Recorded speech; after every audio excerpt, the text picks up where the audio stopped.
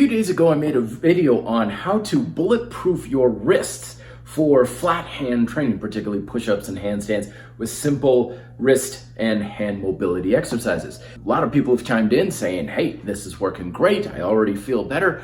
But what about the elbow during things like dips and push-ups and so on? And to be perfectly honest, this is not an issue that I've had in the past. Sure, I've had lots of wrist and shoulder issues, but never so much with the elbow for the most part.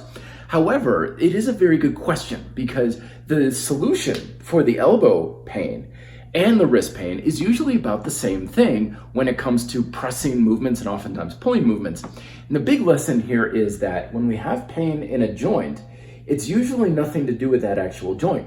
It's not the technique either. It's not like we're going too deep with our dips or our push-ups or stuff. What's usually happening is there's a lack of stability in what I call the master joint.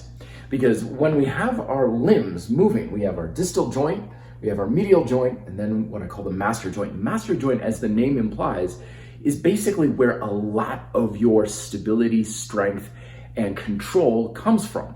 So that's why in the grind style calisthenics program, I'm always starting off a lot of the upper body exercises with this sort of deal, where we're tensing up the chest, tensing up the back, tensing up the chest, tensing up the back as part of the tension control phase for both push and pull chain. What this does is it wakes up the muscles in the chest, wakes up the muscles in the back so that they can work together during push-ups, dips, and pull-ups in order to control the scapular movement and position during the exercise. What that does is it creates better alignment for the shoulder, so there's less stress here, for the elbow, and for the wrist, because usually it's a misalignment of stress that's causing joint issues, not necessarily the technique or anything like that. So practice getting good at this technique.